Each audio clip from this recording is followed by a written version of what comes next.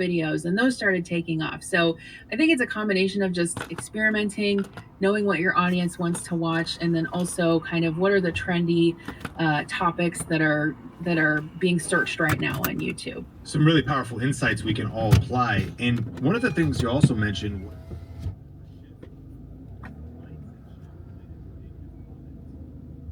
was your experience with that? Was it unexpected, worse than you expected?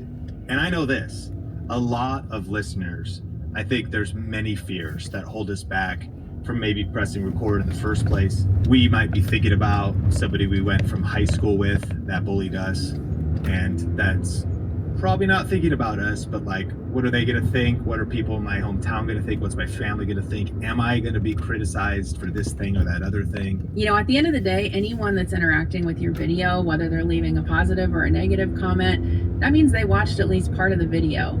You know, they're putting views and money in your pocket. What's the thing you always say about going to the bank? Yeah, I always see them in the comments, but I never see them at the bank. Yeah.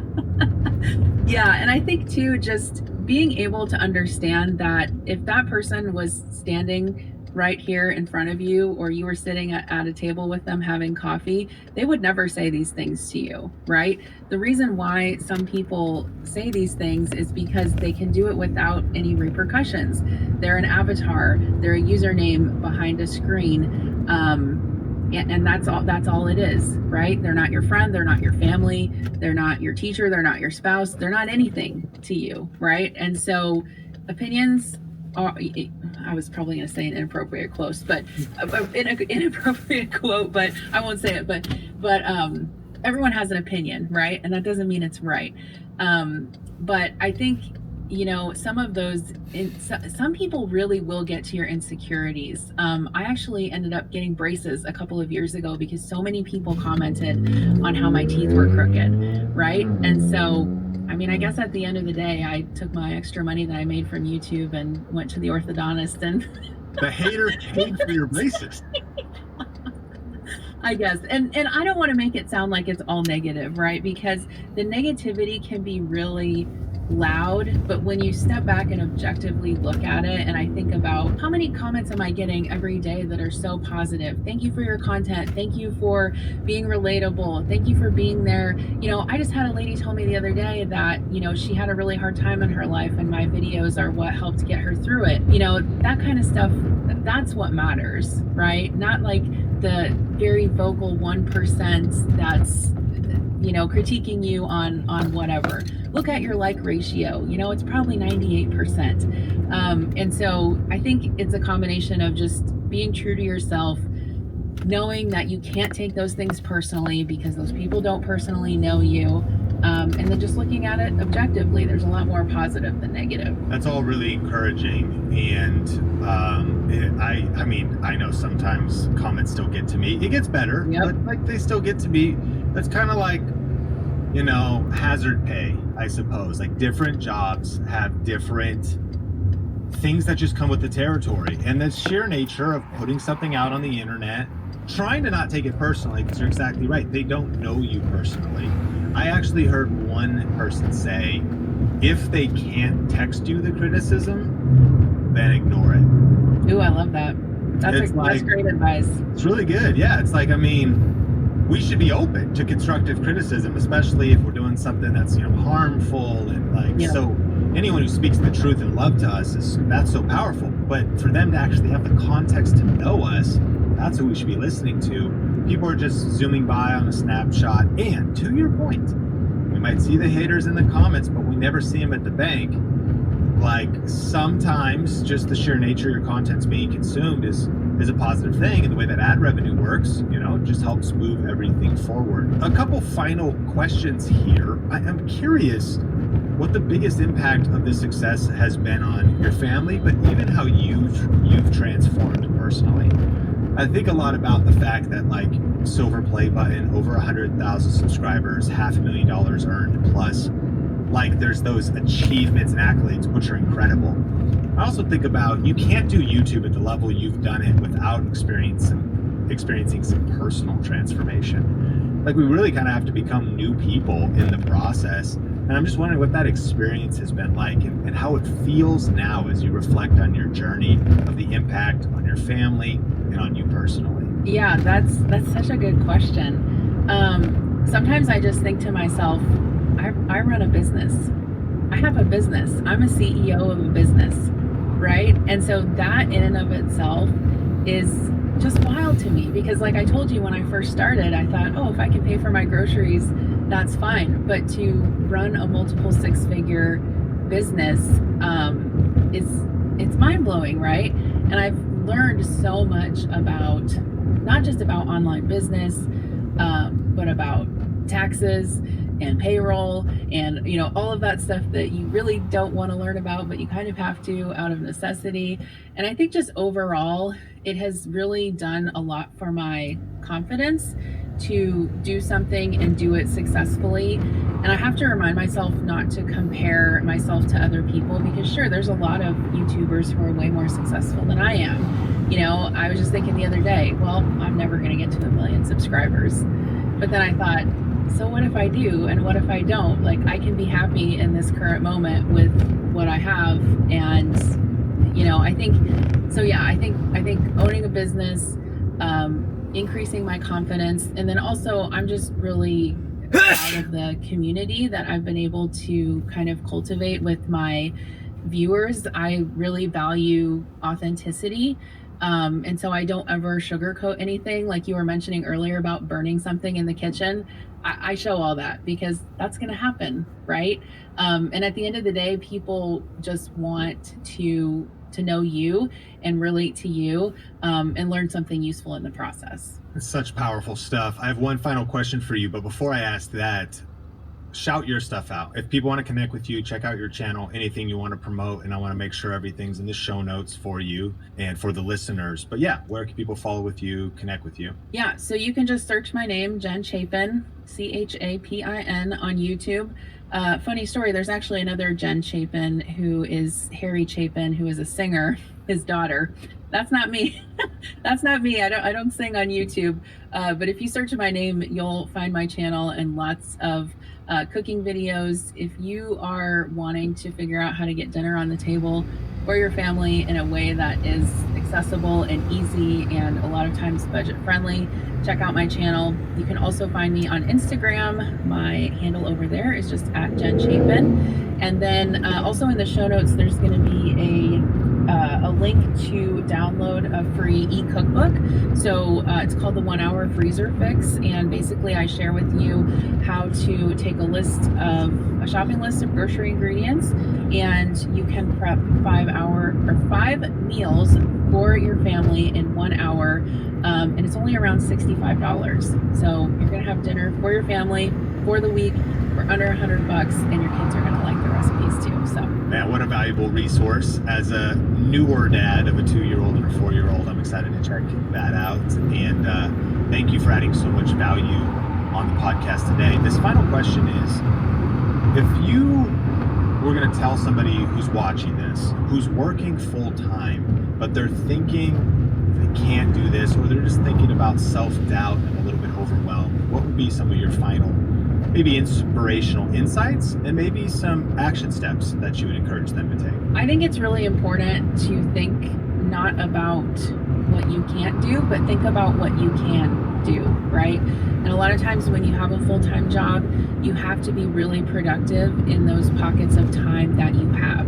So whether that's the 2 hours after your kids go to bed, or an hour before they get up in the morning, or even on the weekends when you have a longer block of time, when I think about my schedule, I think of all of that time that I'm not working as opportunity, right? So either it's an opportunity to spend time with my family, an opportunity to further my business, and an opportunity to, maybe have some self-care time. That's kind of how I look at it. And if you are persistent enough and you are consistent enough and you want it bad enough, you will find time to do it, even if it's in those small pockets of time. Jen, thank you so much for adding value. And Think Media podcast community, thank you for listening today. If you got value, smash like and rate, share, review, subscribe wherever you watch or listen to the Think Media podcast. My name is Sean Cannell, your guide to building a profitable YouTube channel, and I'll connect with you in a future episode. Within the first year, I was getting to a point where I was hitting like 10 grand a month. That first year was really tough because, again, I didn't know what was going on. And I almost had like a mental breakdown 4 months in trying to produce a video every week. Today, we're going to be learning how a medical professional turned boring eye content into viral videos. Finally, one of my videos did hit, got suggested, again, a little bit by luck, but I caught a topic. What would you tell creators if they were feeling like maybe it's too late to start YouTube? And if you were to start from scratch today, what would be some of your first tips? Today, we're going to be learning how a medical professional turned boring eye content into viral videos, including his thumbnail strategy that took his shorts and his videos up to 7 million views on one video. He's also going to be breaking down the exact method he uses to structure videos to keep them watching. One of his videos hit 1.5 million views doing this, and the content shift that helped him jump from a struggling creator to over 139 million total video views. But right at the start, we're going to cover the 3 biggest mistakes he sees people making on YouTube when they're just starting out growing their channels. But if you're new to the Think Media podcast, thanks for being here. And today I'm thrilled to welcome Dr. Joseph Allen, the visionary behind Dr. Eye Health. He has over 139 million views, and since launching his channel back in 2018, he's built an impressive community of over 1 million subscribers by breaking down eye health topics in an accessible way that resonates with his audience. Dr. Eye Health, welcome to the show. Hey, thank you, Sean. This is amazing. Longtime fan of everything Think's doing. So, again, an honor. Well, I'm fired up to dive into a little bit of your story, some advanced tactics as the conversation progresses. But let's start off really quick. What are the 3 biggest mistakes that you see creators making? We brainstormed these ahead of time. The first one is random content. Break that down. Yeah, so I see, even for myself, when I first started off, I wasn't sure what I was talking about. I wasn't sure really what to make. But over time, really boiling down to what your audience wants, like how can you best show up for them, and being very direct about what the problem is and how you're going to help them. I think having clarity on what you're going to be really focusing on can really put your content above everybody else's, because you're really getting to the sharp pain point of what the keyword is, the key phrases, and what the audience is looking for that content. And even if it's not a hot topic, if you are direct about it, it will find an audience. So good. Number 2 is not getting to the point fast enough. What do you mean here? So at the beginning of the videos, if you spend too long not getting to the point, or really getting the information, or allowing the viewer to know they're in the right place, that the information that they clicked on, that they are going to get that information, then you see audience retention drop off way too fast. So you have to kind of figure out how to present yourself quickly and get kind of reaffirmed to the audience that the video is what it's going to be about, right? You don't want to be just clickbaity enough so that people will be interested in it, but not too clickbaity that you're going to be taking them on a wild ride. I love that. And the 3rd biggest mistake you see creators making is on their thumbnails. What are some of the mistakes there? Biggest thing is too crowded, right? They got way too many words on the thumbnail. Perhaps they don't have enough emotion or enough color. I think sometimes simple is better than too complex. And so I've really started to lean into that myself and really analyzing, okay, how do I better get this thumbnail to pop out and make it very simple? How do I draw eyes this direction? Because once I get their eyes on the thumbnail, they're going to be able to see the title. And if the title's in alignment with that thumbnail and it's enough curiosity, they'll click through it. I'll see the click-through rates improve. And those are some really powerful tactical tips to get us some quick wins on the next video upload that we do. But now I kind of want to dive into a broader view of your process. Now, if people are new to your channel, I actually am certain some of the listeners have stumbled on your channel before, because almost everybody in the world has eyes. A lot of people wear glasses, they're dealing with dark circles or contact lenses. And so over the years, you're all over the internet and YouTube. you got a lot of videos over 1 million views, and there's topics like doctor explains how to get rid of under eye bags, or contact lenses for beginners, or how to clean eyeglasses. What's your process for turning medical concepts into engaging titles that average people want to click on? Really good question. We have kind of a few different strategies, right? We have one which is purely SEO based strategy. So we use the algorithms to try to understand what are people really looking for, what's the search telling us, because that's usually evergreen content, right? That's content that's going to last forever. We know everybody's asking those questions. So if we at least show up there once a month with an SEO driven video, we know that's going to have longevity. The other is kind of a topical, we know that if there's some topics that are getting hot in the industry, like recently there was some publications showing that this medication, a very popular medication that people are taking, has a risk for permanent vision loss or blindness. Like, that's a good topic people want to know. And if we are an authority talking about that topic, there's a good chance that other news outlets may end up making a video on that, or they may make a post about that. Well, guess whose video is going to be recommended next after that after that other big news outlet? That's another kind of strategy we'll use. But I think definitely when making a video, finding something that's going to resonate with your audience, knowing what people are searching and knowing the top kind of popular topics, being able to kind of focus in on those and make sure you're hitting at least one of those top topics a month throughout the year, because then you're always staying relevant to the audience. Man, that's a really genius way to break it down, that we're tapping into both the evergreen search engine optimized type of videos, but if we're paying attention to our niche and our topic and trying to once a month spot something, you know, we call it trend surfing, and ride that trend, and it's a system, because in that case too, maybe it doesn't blow up. Do you have a story from that where maybe you try to catch a trend and you're like, I did all right, but it didn't pop off? But then there's maybe an example where you're like, whoa, we caught the right video at the right time and it really got a lot of views. Did you have a real breakout video doing that trend surfing? I have. There's a few times this has worked both directions.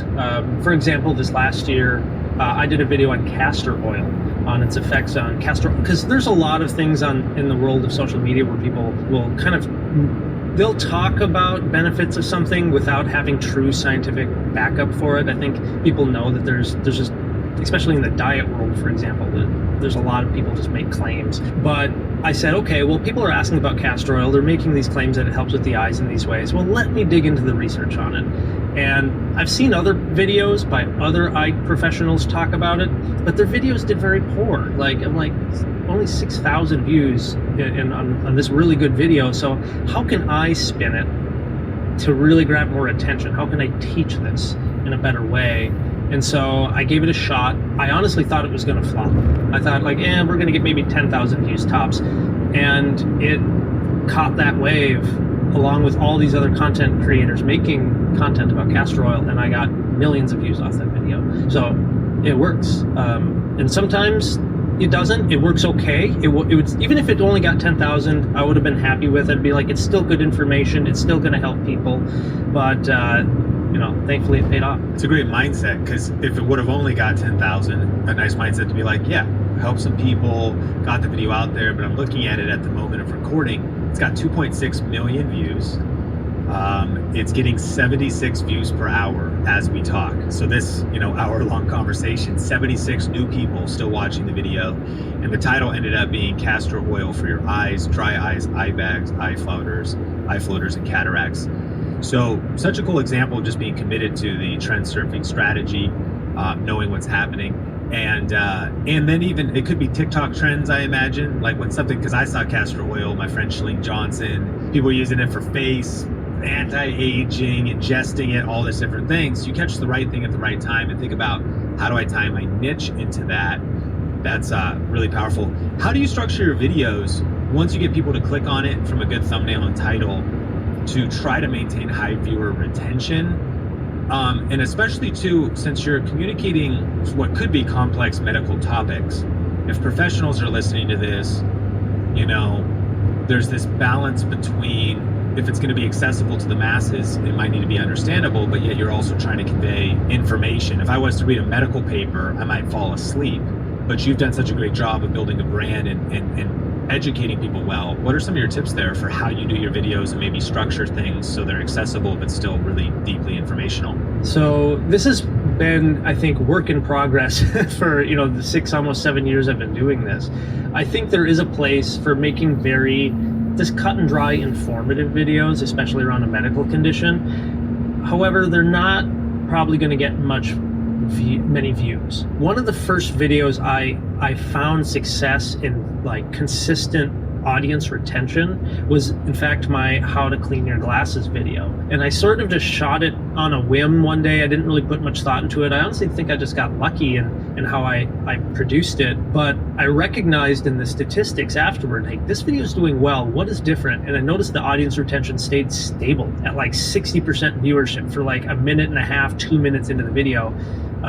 And I think anybody who makes videos on a regular basis, they usually see that fast drop off in the first 30 seconds, right? So over time, I've learned to improve storytelling, and with more complex topics, like how to clean your eyeglasses is like a tips video. Works very well when you have multiple points. You're like, hey, here's 6 tips. Here, let me show you 1, 2, 3, 4, 5. But when you're trying to explain a more complex medical condition, I try to use the but and therefore. Have you ever heard anyone give that explanation? Break it down. So you may have a point of, like, for example, in the eye care world, astigmatism. A lot of people have astigmatism.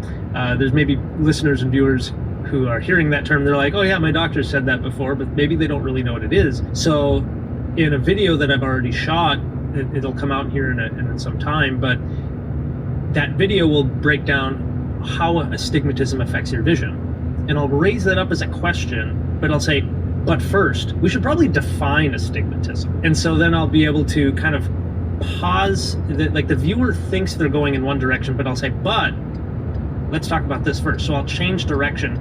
That's still on the same topic. It's not in far left field, but it helps explain the story better. And so I'll try to use a couple of buts and change around the topic and answer other common questions around that topic, just to keep viewers interested and invested in hearing the full story. It takes some time, but you can get better at it as you continue to write and put in the skills. And then what's there for? So that's still part of it. So you say, but this happened. Look, it's part of the storyline, right? You're explaining the medical story, but there's something, it doesn't work out the exact way you thought it was. Yeah. And therefore, this happens. And so you start to explain what happens there, and then you add another but. And then you continue to kind of make this dance around the main point. And ultimately, you still answer all of the questions in the point of the video, but it keeps the viewer more invested in what you're explaining. I think this is so powerful, and I think it's a skill that can take time to develop. So if you're listening to this, it might feel overwhelming. You think of Dr. Allen doing this for 7 years, still at it, sharpening his skills all the time. It's a good reason to subscribe to the podcast. And even just repetition of this kind of information and learning is so important, because these are high level skills. But I feel like Yeah.